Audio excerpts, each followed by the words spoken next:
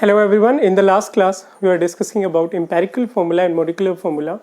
So today we will discuss further, that is about limiting reagent and stoichiometry and its calculations. So first of all, we have to discuss about stoichiometry and its calculation. Stoichiometry क्या है भाई? Stoichiometry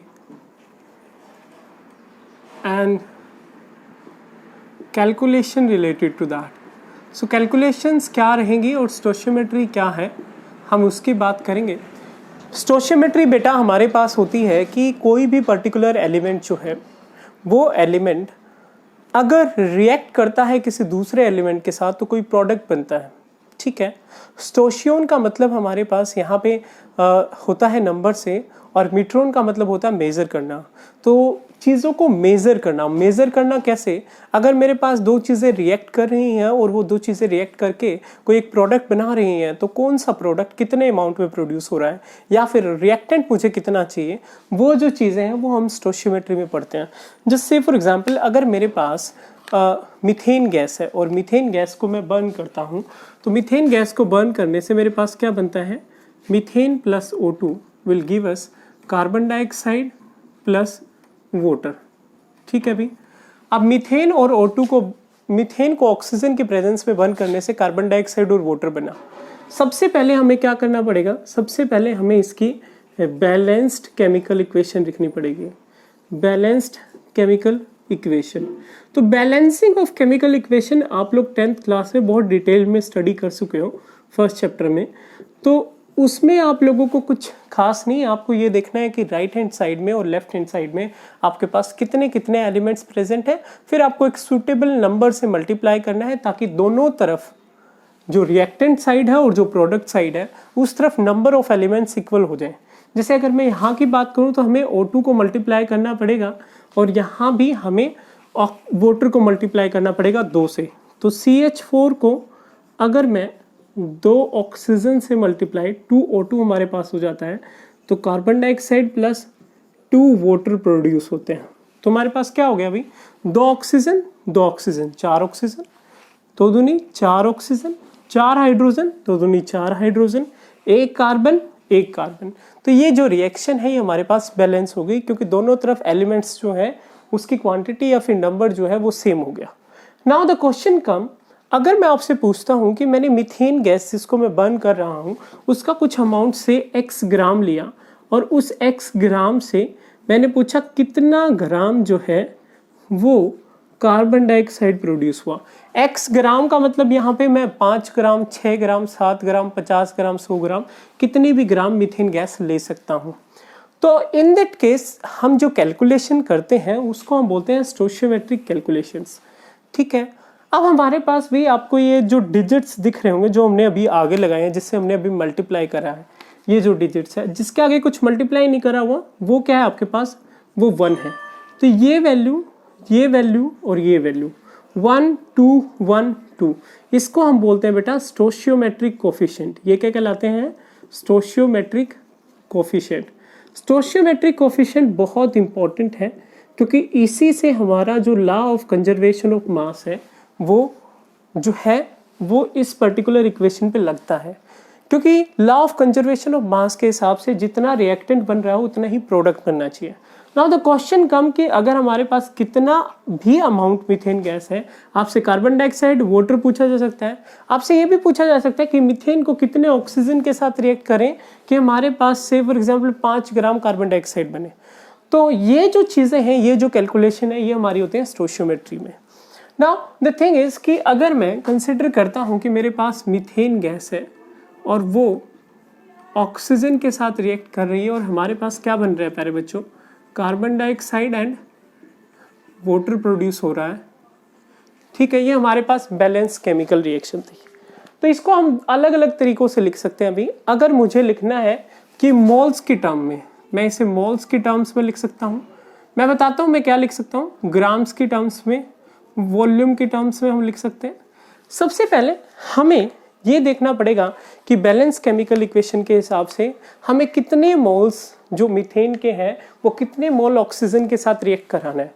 जैसा कि इसमें visible हो रहा है, अगर हमारे पास 1 मोल ऑफ मीथेन है तो वो किसके साथ रिएक्ट करेगा भाई? वो 2 मोल ऑक्सीजन के साथ रिएक्ट करेगा और हमारे पास क्या बनेगा, 1 मोल कार्बन डाइऑक्साइड और 2 मोल वाटर प्रोड्यूस होगा। ठीक है भाई, एक तो तरीका ये है। दूसरा तरीका क्या है, 1 मोल में कितना मास होता है ये मैंने बताया था जिस टाइम हमने मोल कंसेप्ट पढ़ा था। 1 मोल में कितना मास होता है भाई, मोलर मास के बराबर। अब मीथेन गैस का मोलर मास क्या होगा, जो एटम्स का मास है उनका सम। एटम, कार्बन के एक एटम का मास कितना होता है, 12 ग्राम, हाइड्रोजन 4 है तो 4 ग्राम, तो टोटल मास कितना हो गया, 16 ग्राम मीथेन गैस। यहाँ पे ऑक्सीजन का मॉलिक्यूल है ये देखना भी, तो एक ऑक्सीजन के मॉलिक्यूल का मास 32 ग्राम होता है, तो 2 मोल का कितना हो गया, 64 ग्राम। 1 मोल कार्बन डाइऑक्साइड का वेट कितना रहेगा आपके पास, 44 ग्राम। 2 मोल वाटर, 1 मोल 18 होता है, 2 मोल कितना हो जाएगा अभी, 36। मतलब क्या है कि 16 ग्राम मीथेन 64 ग्राम ऑक्सीजन के साथ रिएक्ट करेगा तो 44 ग्राम कार्बन डाइऑक्साइड और 36 ग्राम क्या बनेगा अभी, वाटर प्रोड्यूस होगा। अब वॉल्यूम की अगर बात करूं सेम लाइंस पे, हमें पता है 1 मोल में कितने वॉल्यूम होते हैं, 22.4 लीटर। ठीक है, तो अगर 1 मोल है तो भी 22.4 लीटर मीथेन। 2 मोल है आपके पास गैस से कोई भी हो, आपको अगर लीटर की या फिर वॉल्यूम की बात करें, मोल हमेशा 22.4 लीटर ही रहेंगे। यहाँ पे क्या आ जाएगा, 44.8 लीटर। यहाँ पे क्या आ जाएगा भाई, 1 मोल मतलब 22.4 लीटर। यहाँ पे क्या आ जाएगा, 44.8 लीटर। तो आप देखिए, अगर मैं 22.4 लीटर को 44.8 लीटर ऑफ ऑक्सीजन से रिएक्ट कराता हूँ तो 22.4 लीटर कार्बन डाइऑक्साइड और 44.8 लीटर क्या बनता है, वो वाटर प्रोड्यूस होता है। So in this way we can write it down. Now the thing is कि आपसे क्वेश्चन पूछा जा सकता है। क्वेश्चन कैसे हो सकता है अभी, क्वेश्चन ऐसे हो सकता है, calculate the amount of CO2 produce. आपसे पूछा जाता है calculate the amount of CO2 produced by 32 gram of oxygen. 32 gram oxygen से कितना अमाउंट कार्बन डाइऑक्साइड प्रोड्यूस होगा भाई। तो अगर आपसे ये क्वेश्चन पूछ लिया जाए तो आप कैसे कैलकुलेट करेंगे। अभी हमने ये दिखाया कि 64 ग्राम से 44 ग्राम बनता है। 64 gram of oxygen will produce 44 gram of carbon dioxide. अब बेटा अगर मैं इसको आधा कर देता हूं तो मेरे पास क्या होगा, ये कैसे आएगा, 44/64 इंटू 32, ये कितना आ जाएगा भाई, ये हमारे पास आ जाएगा 22 ग्राम। तो ये एक सिंपल अंडरस्टैंडिंग है कि कितने अमाउंट से कितना अमाउंट हम प्रोड्यूस कर सकते हैं। अब आपसे यही चीज इंटरचेंज करके भी पूछा जा सकता है। आपसे ये पूछा जा सकता है amount of CO2 produce in litre. आपसे ये पूछा जाता है इन लीटर, या फिर वॉल्यूम ऑफ CO2 प्रोड्यूस पूछ लिया जाए। तो भाई आपको पता है 64 ग्राम O2 से 44 ग्राम बनता है, 32 ग्राम से 22 ग्राम बनता है। अब 22 ग्राम कार्बन डाइऑक्साइड प्रोड्यूस हो रहा है, यहां से आप नंबर ऑफ मोल्स निकाल लो भाई। 22 gram given mass divided by molar mass, तो कितने आ जाएंगे, 1/2। मतलब आपके पास कितने मोल आ गए, 0.5 मोल्स। और 1 मोल में कितनी वॉल्यूम होती है भाई, 22.4 लीटर। तो आधे मोल में कितनी वॉल्यूम रहेगी, 11.2 लीटर। तो इतना जो लीटर है वो कार्बन डाइऑक्साइड गैस प्रोड्यूस होगी अगर मैं 32 ग्राम ऑक्सीजन को जलाता हूं तो। मतलब आपने क्या करना है, इंटरचेंज करके आपसे पूछा जा सकता है। जैसे अगर इन्होंने 44 ग्राम आपने निकाल लिया अमाउंट निकालने के बाद आप इसको नंबर ऑफ मोल्स में कन्वर्ट कर दो। अब नंबर ऑफ मोल्स में कितनी वॉल्यूम है ये आपको पता है, 1 मोल में 22.4 लीटर, तो आधे मोल में 11.2 लीटर रहेगा। सो दिस इज अबाउट स्टोशियोमेट्रिक, कि हम कैसे कैलकुलेट करते हैं कि कितना अमाउंट जो हमारे पास रिएक्टेंट से कितना अमाउंट प्रोडक्ट प्रोड्यूस हो रहा है। अब हमारे पास इसमें एक चीज आती है बेटा, इसी पर्टिकुलर टॉपिक के अंदर ही इंक्लूडेड है, दैट इज लिमिटिंग रिएजेंट। अब लिमिटिंग रिएजेंट क्या होता है भाई, लिमिटिंग रिएजेंट हमारे पास, इसको आप एक पर्टिकुलर सिचुएशन से समझ सकते हो, एक पर्टिकुलर एग्जांपल से समझ सकते हो। जैसे से फॉर एग्जांपल अगर मैं कहता हूँ एक कार मैन्युफैक्चरिंग कंपनी है और वो car manufacturing company different parts को असेंबल करके कार बनाती है। अलग अलग पार्ट्स अलग अलग कंपनी से परचेज करती है, उसको असेंबल करती है। अब उस कार मैन्युफैक्चरिंग कंपनी को कार बनाने के लिए जो सारे पार्ट हैं, जो अदर पार्ट्स हैं, वो सारे के सारे पार्ट्स मिल जाते हैं 10 दिन में, ठीक है भाई। और जो मेन पार्ट है वो इंजन जो है वो उसे मिलता है 15 दिन में। तो एक कार को प्रोड्यूस करने में हमारे पास कितने दिन लगेंगे भाई? जब तक इंजन नहीं आएगा तब तक कार नहीं बनेगी, तो हमें कितने दिन लगेंगे? 15 दिन लगेंगे, ठीक है। अब 15 दिन में कार बन रही है, मतलब क्या कि जो स्लोली काम कर रहे हैं, जो आराम से काम कर रहे हैं, वो डिसाइड कर रहा है कि आपके पास कितना प्रोडक्ट बनेगा, या फिर जो कम अमाउंट में काम कर रहे हैं। ऐसे ही कुछ हमारे पास होता है किसके केस में भी? केमिकल रिएक्शंस के केस में। केमिकल रिएक्शंस के केस में हमारे पास एक रिएजेंट होता है जिसको हम बोलते हैं लिमिटिंग रिएजेंट। लिमिटिंग रिएजेंट हमारे पास क्या करता है अभी? लिमिटिंग रिएजेंट डिसाइड करता है कि कोई भी जो रिएक्शन है उसके केस में प्रोडक्ट जो है वो कितना बनेगा, ठीक है। क्योंकि ये रिएक्शन को लिमिट कर देता है भी। रिएक्शन को लिमिट कैसे कर देता है उसको हम एक एग्जांपल से ही, अगेन सेम एग्जांपल से हम समझ लेते हैं, या फिर हम कोई दूसरा एग्जांपल ले लेते हैं। से फॉर एग्जांपल हमारे पास हाइड्रोजन और ऑक्सीजन गैस है, इन दोनों को हम लोगों ने मिक्स करा तो हमारे पास वाटर प्रोड्यूस हुआ, ठीक है भी। अब ये देखो कि अगर मैं बात करूं वाटर की, तो हमारे पास 2 मोल हमें हाइड्रोजन चाहिए, 1 मोल हमें ऑक्सीजन चाहिए, और 2 मोल हमारे पास क्या बनेगा? वाटर प्रोड्यूस होगा भी, ओके। 2 मोल हाइड्रोजन गैस, 1 मोल का 2 ग्राम, 2 मोल का 4 ग्राम, 1 मोल ऑक्सीजन गैस 32 ग्राम चाहिए, और 2 मोल वाटर मतलब 36 ग्राम।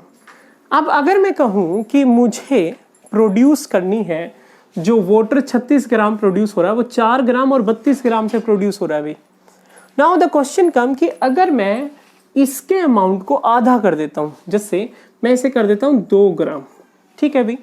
अब अगर मैंने 2 ग्राम इसे कर दिया और इसका 32 ग्राम ही रखा, तो हमारे पास क्या होगा?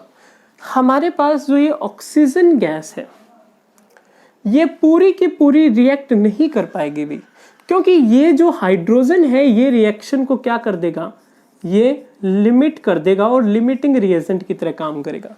क्योंकि जैसे ही आपके पास ये 2 ग्राम है, इसका 2 ग्राम कितने के साथ रिएक्ट करेगा? ये 4 ग्राम 32 के साथ करता है, तो 2 ग्राम कितने के साथ रिएक्ट करेगा? 16 ग्राम।